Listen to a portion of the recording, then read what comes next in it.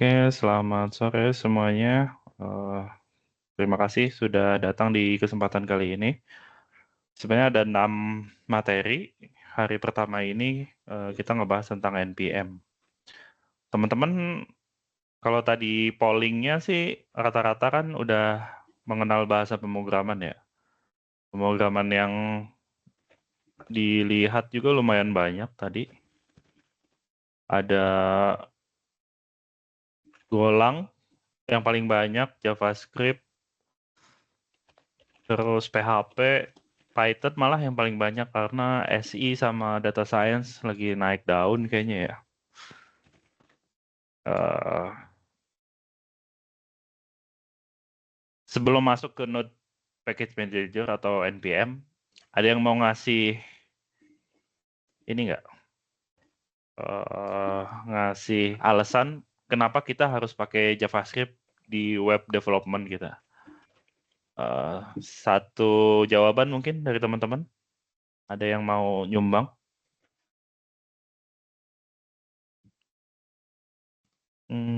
Jelas suara saya? Jelas Kak, jelas. Ada yang mau ngasih pendapat? Kenapa kita menggunakan Node.js, JavaScript dalam pengembangan website?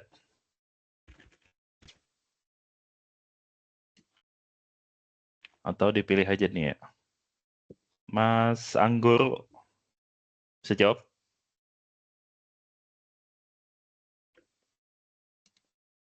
Mas Anggur, ada? Hadir? Kayaknya lagi ngerjain yang lain nih. Oke, kita cari lagi Mas William. Mas William, kopi. Halo. Tadi pertanyaannya apa, Kak? Kenapa kita harus pakai JavaScript? Kenapa? Kenapa kita harus pakai Node.js? Pasti kan udah tahu kan? Kalian udah baca kan? Pasti materinya tentang Node.js. Kenapa pakai Node.js?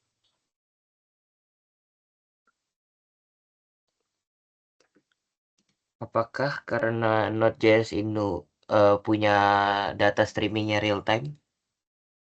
Yang lain banyak kan? Hmm. Enggak, ini menurut kamu aja deh. Jangan baca dan lain-lain. Kenapa harus pakai JS?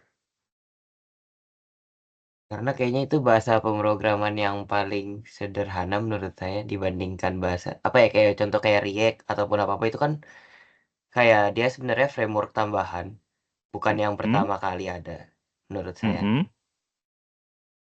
Mm-mm. Lanjut That's lagi, why lanjut. kayak kita belajar dasarnya dulu mungkin dari Node.js karena nanti kan itu kayak awal-awal banget. Kemudian kalau udah selanjutnya kita bisa extend ke Next.js ataupun React ataupun Mm-mm. Vue.js dan mungkin karena dia paling pertama kali kan. Oke. Alasannya langsung spesifik ke bahasanya dan frameworknya ya. Tapi kita coba abstraksi lagi ke level yang atasnya lagi. Kenapa kita milih JavaScript dibandingin bahasa Golang lah? Fauzian, jawab coba. Kenapa JavaScript atau Golang? Kenapa nggak Golang? Kenapa harus pakai JavaScript? Eh, Mungkin saya nggak tahu ya karena jarang juga pakai Golang. Cuman kalau menurut saya, pendapat saya, kalau JavaScript itu mungkin karena ya itu udah apa ya, multi platform gitu. Jadi kita bisa ngembangin back end-nya, front end-nya juga, dan lain-lain gitu, Mas. Betul.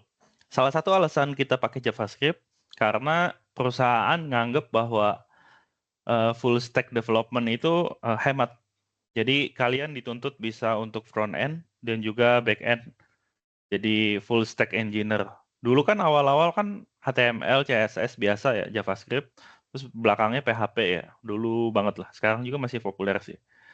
Nah, belakangan kan pas ada startup kepisah tuh. Back end-nya apa, front end-nya React dan kawan-kawan JavaScript ya. Nah, sekarang trennya tuh kembali lagi. Jadi dicari orang yang full stack development, depannya React, belakangnya Next.js dan lain-lain. Sehingga memilih JavaScript ini lebih hemat developernya. Tapi ada kekurangannya. Ada kekurangannya. Kekurangannya apa, Mas Jose?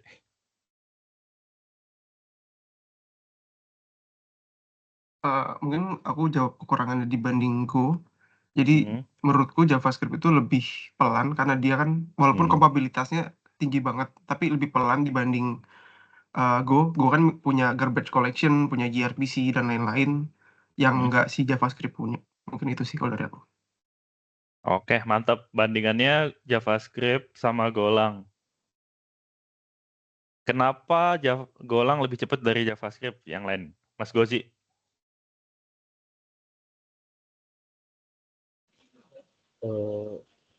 Jujur belum pernah pakai Golang sih, Kak. Oke. Bayangan kamu? Kenapa Golang lebih cepat dari JavaScript? Iya, kenapa? Bayangan ada kenapa? Ngasal lah, ngasal. Mungkin deploy-nya lebih mudah mungkin. Kurang tepat. Ada lagi yang mau nambahin, Mas Giran? Halo, suaraku kedengaran nggak ya? Jelas? Kalau menurut aku pribadi sih, karena Golang itu di-compile. Nah, Kalau- betul. Oke. Sebutannya apa? Maksudnya sebutannya compile language, Sama satu lagi? JavaScript itu? Iya, betul. interpreter. Kalau kita ngelihat di Docker ya, dibikin image itu, si Golang tuh bisa kecil banget image-nya tuh bisa sampai 35 MB gitu ya. Sedangkan Node itu kan harus ada dependensi yang bentuknya itu code-nya harus dibawa. Sehingga itu tuh jadi gede banget, bisa 350 MB sendiri. Ya, itu jawaban yang bagus, Mas Gerent. Satu lagi deh. Kenapa kita harus... Tadi kan jawabannya tuh karena supaya hemat cost karena front end back end. Terus kekurangannya tadi lebih pelan dari Golang karena interpreter dan compiler. Satu lagi pertanyaan sebelum kita mulai, kapan kita pakai bahasa JavaScript dan spesifiknya Node.js environment di project apa? Untuk use case apa gitu? Ini kan kalian udah pada ini kan ya? S1 semua kan? Pasti ada kelebihan dan kekurangannya. Nah, kapan sih kita pakai ini? Mas Tengku? Belum jawab? Halo, suara saya masuk ya Mas? Masuk. Karena setahu saya kalau kenapa kok pembangunan sistem backend itu kalau misalkan pakai Node.js itu karena sistem dari, kalau nggak salah sebutannya ada VX Engine di web itu, dia kan pakai Node.js, sehingga untuk masalah komputasinya dapat berjalan di si server. Sedangkan untuk Golang sendiri, dia cocoknya ketika kita ingin melakukan suatu proses yang kalau tidak salah dikatakan asinkronus, karena memang dari Golang sendiri menyediakan fitur untuk melakukan penjadwalan secara berkala. Asinkronus bisa, concurrent juga masih bisa, tapi masih belum spesifik use case-nya apa gitu. Misalnya saya mau bikin sistem bengkel, atau saya mau bikin order management, sales, atau saya mau bikin e-commerce. Kapan sih JavaScript dan Node.js ini use case-nya apa? Untuk memecahkan masalah apa sih? Ada yang belum jawab nih, Mas Farel ya? Kalau misalnya mau pakai data real time, mungkin di banking atau e-commerce kan jutaan orang pakai secara langsung gitu kan. JavaScript ini yang bagus kalau misalnya ya buat aplikasi real time kayak WhatsApp dan lain-lain. WhatsApp? Gitu. WhatsApp web kan WhatsApp bisa pakai web. Gitu.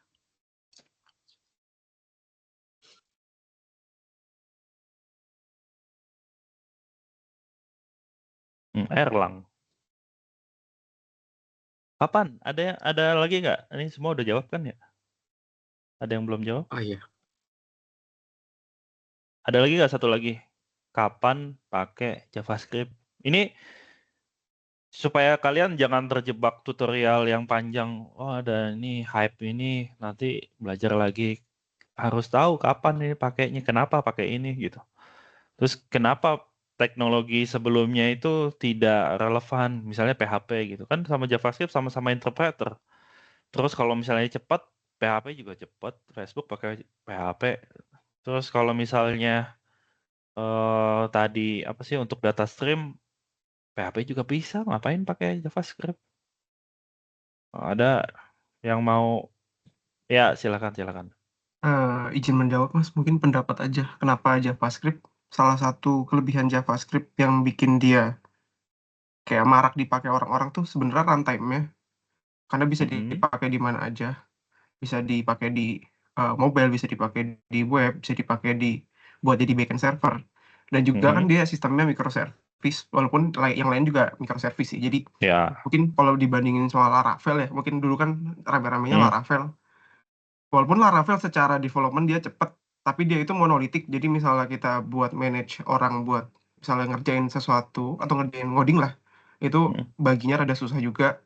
Terus JavaScript juga support ini kan WebSocket. Jadi ya buat sistem chat atau ini juga Ya bisa enggak. sih. Kita lihatnya ke use case apa. Itu kan kelebihannya dibandingin Laravel ya. Kalian masih teknis oriented. Maksudnya secara bisnis ini tuh, misalnya kalian jadi engineering manager.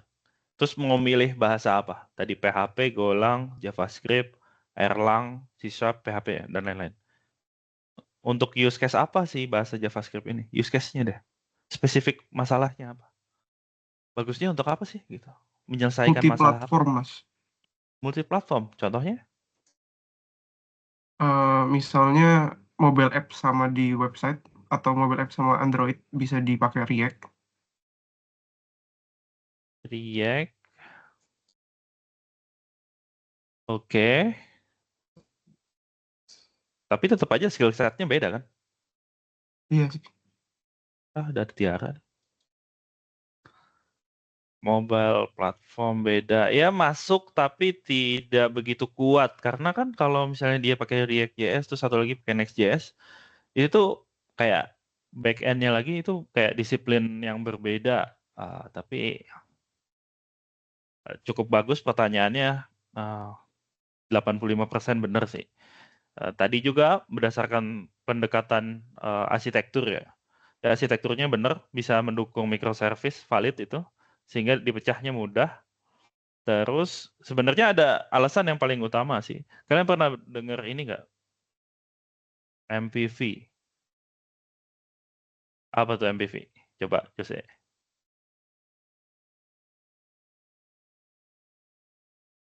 Belum di mute. Masih di mute.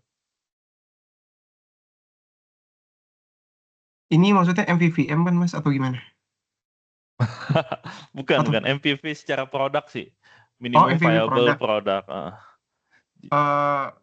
Kalau MVP emang di JavaScript lebih, menurutku ya, lebih cepat dibuat. Jadi MVP kan kayak ngejar milestone gitu.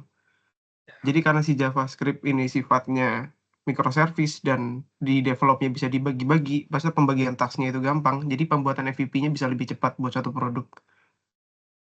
Ya, itu kalau sudut pandangnya bisnis dan ekonomi kan kita nggak bisa lepas dari situ ya. Pertama, valid betul. Dia kalau mau bikin startup tuh rata-rata JavaScript karena pertama bikinnya gampang, bisa dibagi-bagi dan requirement laptopnya kecil, tapi ada kekurangannya. Nanti bakal ada tech debt di belakangnya. Beberapa produk di Telkom menggunakan JavaScript, tapi kalau misalnya udah mentok nih untuk ngejar performance kayak misalnya Peduli Lindungi, Maya Pertamina, terus makan gratis Prabowo, itu yang melibatkan jutaan manusia, itu biasanya engine-nya itu diubah jadi Go. Tapi bener, pas pertama itu menggunakan JavaScript karena multi-platform dan lebih ringkas, sehingga lebih cepat rilis produk ke user. Oke, Mbak Tiara baru datang nih ya. Oke, kita mulai aja ya. Terima kasih. Jawaban pertanyaan-pertanyaannya sudah mulai kritis. Dan kalian harus melakukan critical thinking seperti itu di semua hal pekerjaan ya. Kalau enggak nanti kalian kelelep sendiri ngikutin tutorial yang nggak ada habisnya. Kelihatan di sini PPT-nya. Mana ya? Slide-nya di mana sih? Ini di full screen nih. Ada yang tahu? Slideshow. Itulah di slideshow. Oke. Saya rasa NPM semua udah pada punya basic-nya. Ada yang nggak ngerti di sini, ada yang newbie banget sama JavaScript dan Node.js. Kalau nggak, saya singkat aja penjelasannya. Newbie banget. Sebelumnya background-nya apa? Jurusannya apa, Mas Farel? Aku data science. Jadi sebenarnya background aku yang ngerjain machine learning gitu-gitu sih, Kak, nggak pernah nyentuh back end. Pernahnya ngerjain Golang sama C++ Java, belum pernah. Python tuh ada Anaconda kan? Nah, Iya ada. Miniconda. Nah, ini tuh sebenarnya mirip kayak gitulah. Node.js Package Manager tuh sama aja kayak Anaconda atau dependensi yang bisa diupload di sini. Mirip lah konsepnya. Ini harus tujuan dasarnya. Kita harus mengerti NPM dan implementasinya. Agendanya ini Node.js, NPM, terus kita install sama hands-on. Hands-on-nya kayaknya bisa di-download di sini. Kalian bisa ngakses chat nggak sih? Atau Bisa Kak, bisa. sini. Bisa ya, di situ ada GitHub. Terus lanjut Node.js. Tadi juga ada yang jawab tuh, Node.js adalah sebenarnya JavaScript kan jalannya ke browser ya. Browser itu ada engine-nya. Engine-nya itu dari Google biasanya V8 Engine. Nah itu tuh diinstal terpisah dari browser sehingga kita bisa jalanin tanpa browser si JavaScript-nya. Nah itu gimana kalau cross platform kayak gimana? Ya engine-nya dijalanin di device tersebut. Bisa jalan di ARM, di Android, di iOS, di-compile ulang aja. Karena si V8 Engine ini open source, jadi bisa di-compile ke beberapa sistem arsitektur sih. Oke. Fitur pentingnya asinkronus, event driven. Asinkronus tuh, jadi kan sebenarnya kalau asinkronus kan function kan diurutinnya komputer baca program kan dari atas ke bawah. Di sini belajar assembly nggak? Kalian belajar assembly nggak? Ada yang belajar? Coba angkat tangan. Oke, 1, 2. Ada lagi? 3, Mas Devi. Oke, mantap. Jadi kan sebenarnya programnya itu dijalanin dari atas ke bawah, dari kiri ke kanan. Nah, itu tuh nunggu sampai misalnya kalau ada looping, loopingnya ditungguin sampai selesai. Kalau misalnya JavaScript, Golang, terus Java, Java Thread, itu tuh dia bisa membuat sebuah thread. Thread tuh kayak program dalam program, sehingga programnya yang lain bisa ngejalanin. Kayak misalnya looping dipisahin ke sebuah thread tersendiri, sehingga kita bisa lanjutin program yang di bawahnya. Jadi nggak ngeblok gitu. Contohnya apa? Misalnya kita mau menghitung pajak untuk 1 juta orang. Itu bisa dibikin 10 worker terpisah yang ngejalanin, ngeproses ratusan ribu orang di satu waktu. Jadi nggak satu berkaitan dengan yang lain gitu. Tinggal resource-nya aja sih. Adapun event driven sebenarnya lebih ke apa ya? Jadi ada sebuah sistem banking, dia tuh nggak nge-save ke database. Jadi dia tuh nge-counting stat sebelumnya. Ini agak jarang dipakai sih ya event driven. Jadi by event-nya dia hitung ulang dari awal sampai akhir, dan di Node.js itu bisa kayak gitu. Kita lanjut aja, Ji. Kayaknya ini agak kompleks contoh event driven-nya. Kalau misalnya yang dimaksud adalah event driven publish dan subscribe ke message broker, itu mungkin kali ya, tapi bahasa yang lain juga bisa melakukan yang sama. Very fast ini relatif sih sebenarnya, ada bahasa yang lebih cepat lagi. Bahasa yang lebih cepat yang umum dipakai di Indonesia itu pakai Golang. Terus kalau mau lebih cepat lagi pakai Rust. Terus yang standar dan cepat C++. Di Telkom pakai Golang dan C++ ya. Yang Rust kayaknya masih belum berkembang. Nah, ini single thread. Jadi kan si browser tuh awalnya kan cuma satu thread ya. Tapi bisa di scalable, dipakein Docker. Jadi multi image, multi port gitu. Makanya tadi awal-awal saya singgung kalau di JavaScript itu bikin image-nya gede 350 MB gitu. Kalau Golang tuh bisa sampai 50 MB-an gitu. Tapi again, ini hanya bahasa tools gitu ya. Tergantung orang yang make. Bisa jadi lambat, bisa jadi cepet juga sih. Lanjut, pengenalan NPM. NPM kalau tadi di data science itu mirip-mirip Anaconda. Kalau misalnya di Java itu kayak apa sih? Kok gue lupa lagi ya? Ya mirip-mirip lah. Kalau di C# itu kayak Nugget C#. Golang Package Manager. Intinya di situ banyak library yang kita bisa unduh, bisa kita reference lagi, sehingga kita nggak usah berulang bikin library, pakai yang udah ada aja. Termasuk React.js, Next.js, Express.js, dan lain-lain. Ya ini mirip. Repository, terus CLI-nya, ya sama aja sih, bisa diakses. Kalian udah pada install npm Node.js? Ada yang belum? Kalau belum, kita bisa akses di sini. Bisa download, terus nanti kalau di-download, kalau udah install, saya pakai Windows, teman-teman silahkan yang baru pakai Linux, bisa pakai macOS dan lain-lain. Kita bisa cek npm min-v atau min-v juga bisa. Sini npm package manager-nya, ini Node.js-nya versi 20. Kalau sekarang versi berapa ya?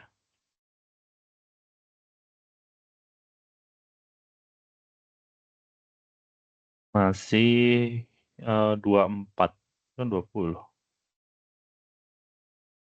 Oke, sini ya. Oke, kayaknya gampang, ini install doang. npm perintah dasar. Jadi npm kan sebenarnya kita bikin package terpusat ya. Nah, secara tidak langsung si npm ini nge-encourage kita kalau mau bikin library sesuatu, dia bakal bikinin template-nya. Kalau kita npm init, nanti ada package JSON-nya yang kita bisa masukin nama package-nya apa, siapa owner-nya, ini paket buat apaan, link GitHub-nya mana, sehingga nanti orang bisa ngakses gitu ya.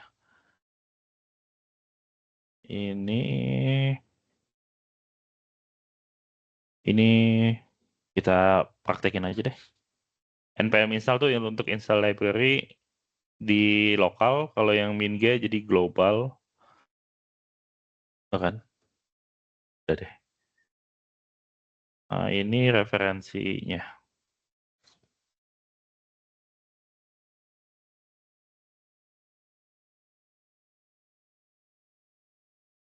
Terus hands-on-nya udah dibuka. Hands-on-nya itu bentuknya GitHub. Lah, kayak gini.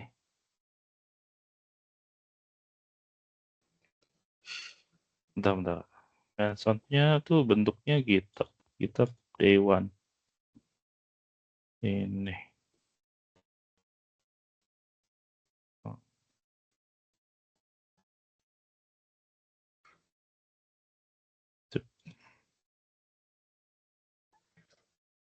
Bisa buka belum? Atau nggak usah sih? Nanti liatin aja dulu. Tadi pastiin kalian udah install Node.js sama npm, terus install Visual Studio Code.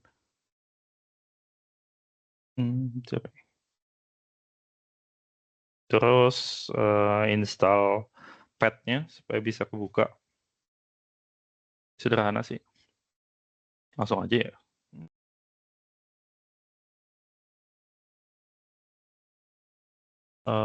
Ini sebenarnya harus kita coba bersama sih. Tapi untuk perkenalan ini saya contohin dulu aja ya. Oke. Nanti ada PR-nya soalnya. Oke. Let me. Di Node.js itu ada 3 tipe library atau modules ya. Yang pertama modules di lokal. Jadi kalau kita bikin function gitu ya, terus dipanggil di folder yang sama. Di sini contohnya logger, terus dipanggil di apps.js. Jadi kalau misalnya kita buka logger, isinya function log. Terus apps.js-nya tuh isinya ya panggil log-nya itu. Kalau kita jalanin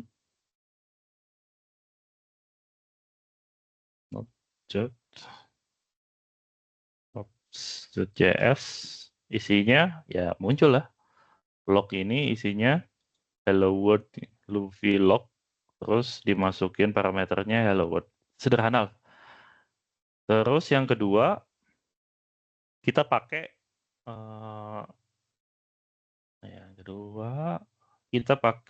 third party.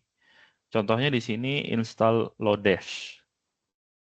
Jadi kita pakai npm install Lodash. Nah, nanti bakal muncul nih package.json. Di sini ada dependensinya dan juga ada package yang dipakai. Di sini ada karet. Nanti dijelasin karet itu apa. Di sini ada versinya. Versinya itu ada 3 angka. Angka pertama mayor, di sini minor, di sini patch. Mayor itu harus perubahan nggak backward compatible. Minor masih backward compatible. Ini tambahan atau perbaikan patch. Lanjut lagi. Di sini disuruh ini apa? Import yang udah ada. Di sini kita bisa pakai Lodash yang tadi diinstal. Sederhana sih. Kalau kita jalanin.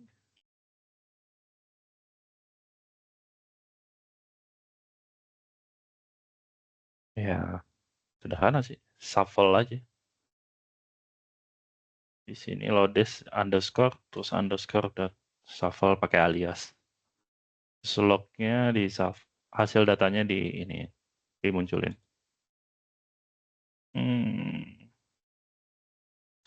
Itu yang pertama. Terus yang kedua, di sini kalian disuruh bikin directory baru. Kita bikin kadir digistar. Di sini pakai Windows semua kan ya? Atau pakai macOS? Ada yang pakai Linux?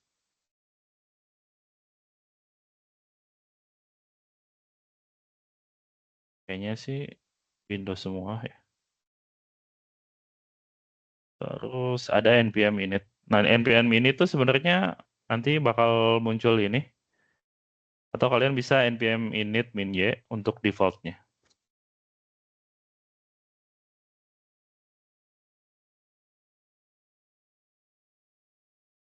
Oke. Nah, ini dia udah ada.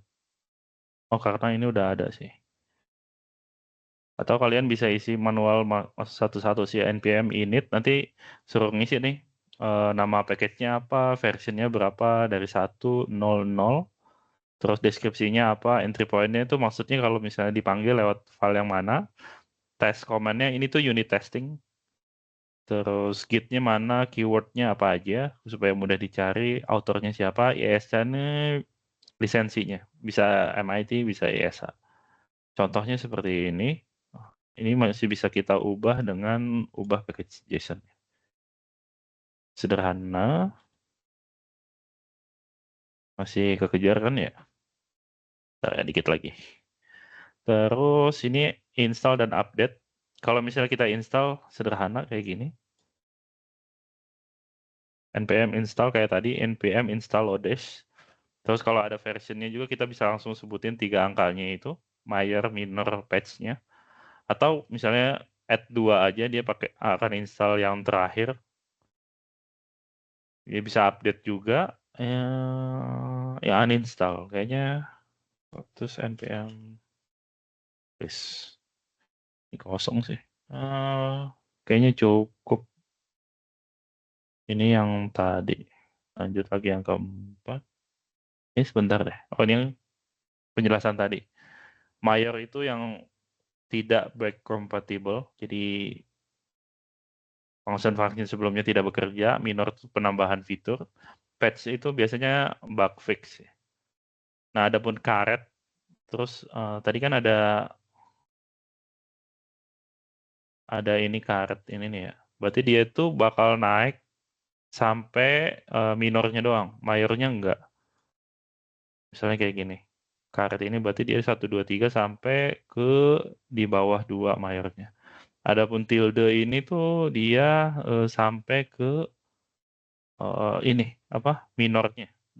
Jadi enggak naik minornya, patch doang. Adapun ini lebih besar, lebih kecil ini dia bisa ngeset sesuai dengan keinginan kita aja sih. Di package.json.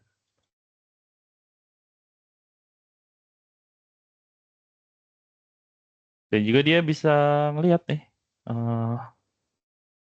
apakah dia ada yang outdated atau enggak. Kalau kita lihat di sini, install yang outdated, terus cek yang outdated-nya. Ada vulnerable-nya juga, bisa kelihatan. Kalau kita cek outdated-nya, nanti di sini ada 2 nih. Yang outdated. Karena tadi kita nginstal Lodash sama Moment yang sebelumnya udah ketinggalan. Oke. Ini update tadi, update Lodash sesuai dengan karetnya. Sesuai dengan konfigurasi yang ada di atas ini, dia bakal ngupdate. Terus moment to the latest, ya sama aja sih kayak kalau kalian udah pegang Git, pastikan versionnya ini sesuai. Apa nih?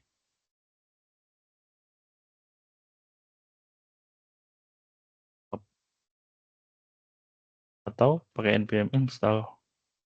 Ya, ini install yang ada di package.json sih. Oke. 2 lagi. Oh, udah nih. Nah, tugasnya kalian bikin ini, bikin function, terus functionnya itu di-publish di npm-nya kalian harus bikin dulu.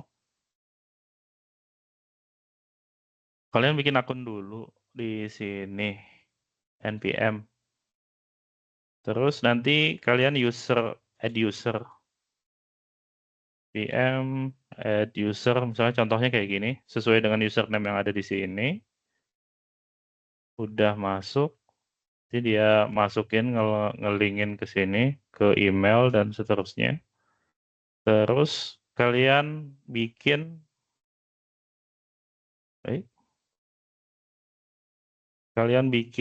library sendiri, library-nya apa? Library-nya 10. Ya udah nyiapin sih tadi. Mana ya? Ini dia.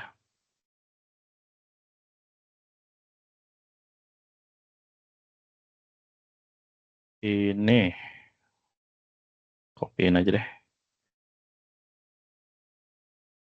stop dulu di sini. Ini akan sini aja deh. Atau nanti saya jadiin PR aja deh. Jadi kalian bikin satu function terus di-publish ke npm. Terus kalian reference lagi di aplikasi Hello World kalian. Jadi kayak misalnya aplikasi tambah, aplikasi apa, nanti saya satuin. Kalian pilih aja di situ function apa yang mau kalian publish ke npm. Udah deh, selesai pertemuan kali ini. Ada yang mau ditanyain? Kayaknya gampang deh ya. Ada pertanyaan kah sampai sini? Kak, untuk pengumpulannya kira-kira sampai kapan, Kak? Ya, ini mah cepet, bikin 5 menit selesai kan. Nggak tahu nih, kumpul ini kapan sih, Mas? Ini ada nggak ya? Kalau dari tim Digistar sih, kalau bisa di hari itu juga udah dikumpul sih, Kak. Oh, jadi ditungguin gitu ya? Enggak, kalaupun emang misalkan hari ini ditunggu mungkin sampai malam gitu sih, Kak. Cuman paling lambat sih ya sebelum pertemuan selanjutnya udah beres sih, Kak. Pertemuan selanjutnya kita loncat 1 hari aja dulu kali ya. Besok kayaknya tidak memungkinkan, jadi hari Rabu. Jadi besok sore kali? Aman kah? Boleh, Kak, boleh.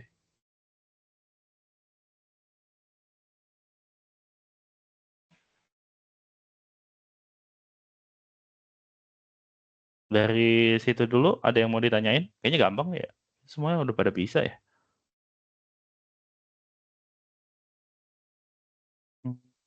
Reverse string, check number is fine. Ini kan ada 10 ya semuanya.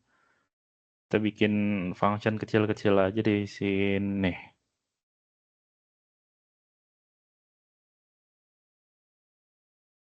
Di-publish terus kayaknya gampang sih ini. Nanti kumpulinnya username sama package-nya.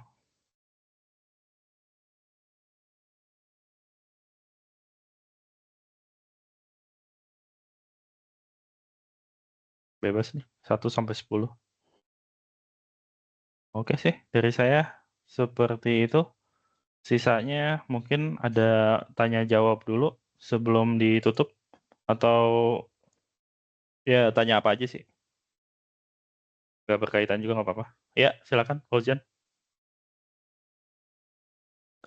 Ini Mas, cuman mau nanya tugas tadi, itu yang dari 1 sampai 10 berarti pilih salah satu ya? Iya, tapi kasih tahu ya, saya ngambil nomor berapa. Oh, oke. Ya, Mas. Bikin di npm, terus kalian bikin, di-publish di GitHub aja. Publish di GitHub, terus kalian ituin deh, kirim URL. Jadi kan kalian bikin function, publish di npm, terus dibikin public ya. Dibikin public dan kalau pakai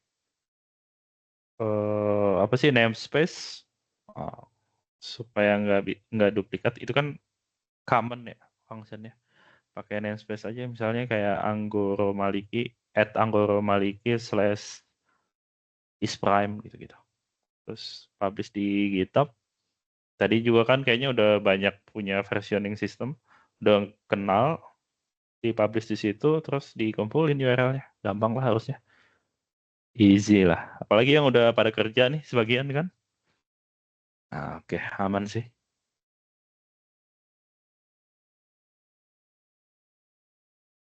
Pertemuan berikutnya hari Rabu.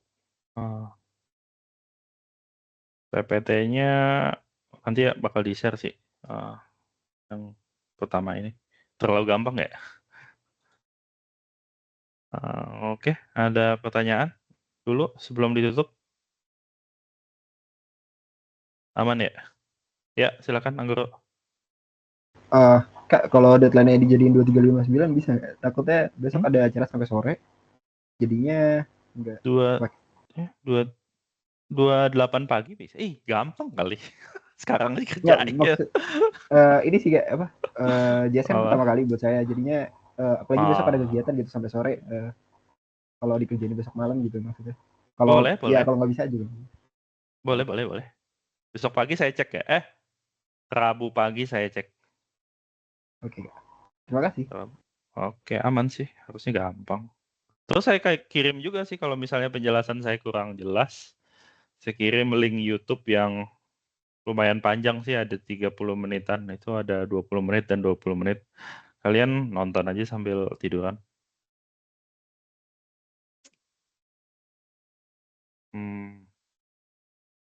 Cukup? Ya, Fauzian. Silakan. Ini Mas, penasaran aja sih kan kalau kalau proyek Node.js itu kan dia ada package.json-nya untuk library-nya. Terus Betul, juga betul. ada itu kan yang package strip log.json. Nah, itu untuk Ya. apa ya?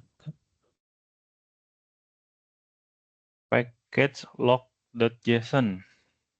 Bentar ya. Sebenarnya kalau kita nge-init project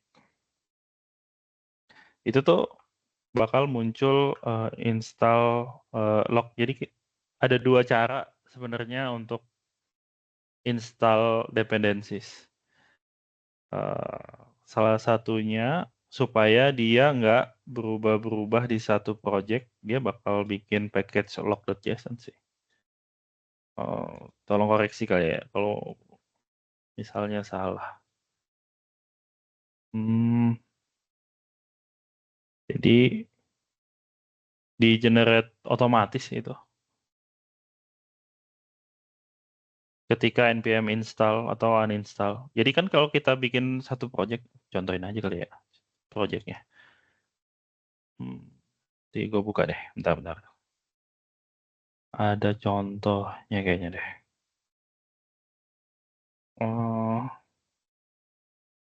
Project Telkom. Bentar. Kayaknya ada deh. Yang buka aja ya. Bentar, saya bukain dulu aja deh. Contoh, terus pijar sekolah. Balance.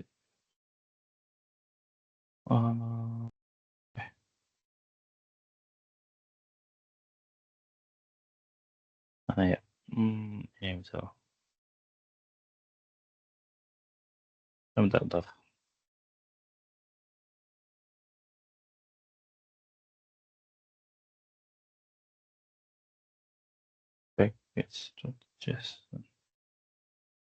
Package.json.log.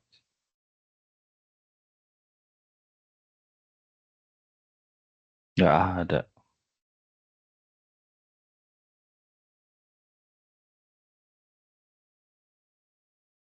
Tapi sebenarnya package.log.json tuh supaya versinya nggak naik-naik lagi sih. Jadi kan kadang, nah itu kelemahan JavaScript juga sih. Jadi kan JavaScript punya dependensi, misalnya A ya, dia dependensi ke B dependensi ke C. Terus tuh, jadi kan panjang ya. Sehingga perubahan patch ataupun minor, kadangkala tuh bikin si aplikasi nggak stabil. Sehingga si developer bikin, pokoknya apapun yang terjadi, jangan sampai dependensinya diubah. Baik yang patch, minor, apalagi mayor. Sehingga si package-nya itu di-lock. Jadi nggak terlalu itu juga sih, tapi itu untuk pencegahan aja. Nggak begitu pengaruh sih buat development. Jangan mikirin itu dulu sekarang intinya sih. Nggak begitu ngaruh. Yang pasti package itu JSON itu dependensinya. Ini contoh, saya share screen dulu kali ya. Ini contoh salah satu aplikasi yang lumayan gede ya. Walaupun di sini nggak ada nih .log, tapi kalau kita lihat di sini bakal banyak lagi dependensi yang ini mah sedikit sih sebenarnya. Sebenarnya di dalam dependensi ada dependensi lagi terus gitu ya. Malah ada meme-nya dependensi di JavaScript tuh gede gitu. Contohnya aja ya. Ini node modul, terus di dalamnya Lodash, terus di dalamnya ada lagi, terus di dalamnya ada lagi. Ini baru satu dependensi Lodash doang. Kalau misalnya ada banyak kayak React, itu dependensinya banyak banget. Sehingga jadi riskan kalau misalnya ada berubah dikit gitu. Sehingga di lock deh, di lock. Ini di lock nih sini. Ini juga di lock. Gitu sih. Mudah-mudahan menjawab. Ada lagi pertanyaan yang lain? Jadi nama package-nya gimana, Kak? Nama package-nya, nama ini siapa yang nanya? William. Nama package yang mana nih? Yang Ini kalian buat tugasnya, ya. sesuaiin sama itunya aja, nama functionnya aja. Nama modulnya kali ya. Nama package-nya kan bisa Iya, nama betul. sendiri, bisa namespace sendiri. Ya, Mas Jose tadi nanya. Ya Kak, mau nanya gunanya kita bikin dependensi sendiri atau nge-publish dependensi sendiri itu apa Kak? Kalau di development atau di dunia profesional?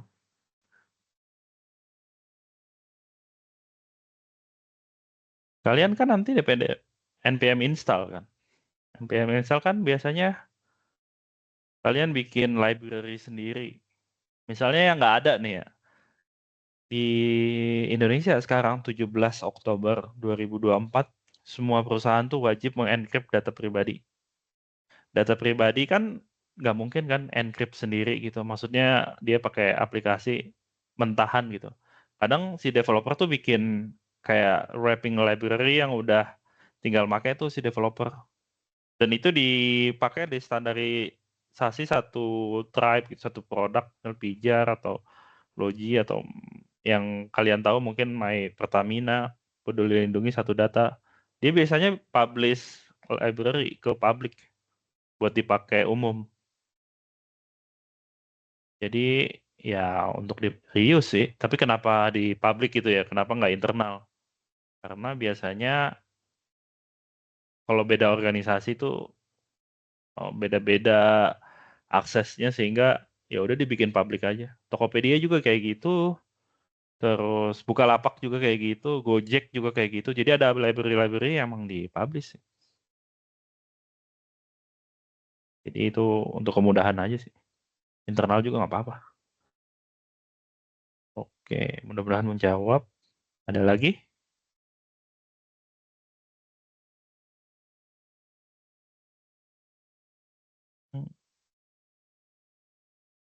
Cukup, jelas. Oke, cukup jelas ya, sederhana juga. Bikin, publish, terus pakai deh functionnya. Bikin kayak kalau tambah atau isPrime, masukin aja. Tujuannya untuk menggunakan npm aja. Oke, ada lagi? Tidak ada, sepertinya udah jam 4:30, besok kita libur dulu. Nanti materinya bisa diberikan setelah ini di WhatsApp. Mas Devi, dibalikin lagi. Oke, terima kasih banyak Kak Sofyan untuk sesi pertama kali ini ya. Ini benar-benar insightful banget. Kita belajar terkait NPM yang dimana ini tuh untuk memanage sebuah package gitu ya di JavaScript. Nah, secara kan kita nanti ke depannya juga bakal belajar banyak tentang JavaScript. Dan di sini juga untuk tugasnya semoga teman-teman bisa dipahami ya. Kalaupun emang ada yang masih dibingungin, feel free aja untuk nanya di WhatsApp gitu teman-teman ya terkait tugasnya gitu. Oke, kalau misalkan udah nggak ada pertanyaan lagi, mungkin kita bisa foto dulu kali ya buat dokumentasi. Oke, bisa di on camin dulu teman-teman. Oke, untuk gayanya bebas aja lah ya. Oke. Sini ada 2 slide, bisa di ini nggak ya? View-nya. Oke.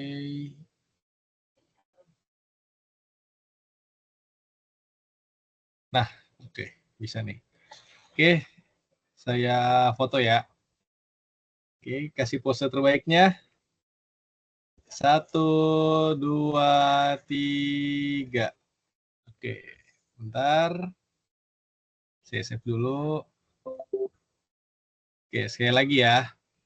1, 2, 3. Sip. Oke, udah semua. Makasih banyak Kak Sofian untuk sesi mentoring pada hari ini. Kita ketemu lagi hari Rabu ya. Pastiin teman-teman langsung mengerjakan tugasnya dan langsung dikumpulin. Nanti juga saya bakal bikin assignment-nya di website Digistar Class untuk teman-teman pengumpulan di situ. Oke, paling segitu aja. Kurang lebihnya mohon maaf. Selamat sore teman-teman. Makasih.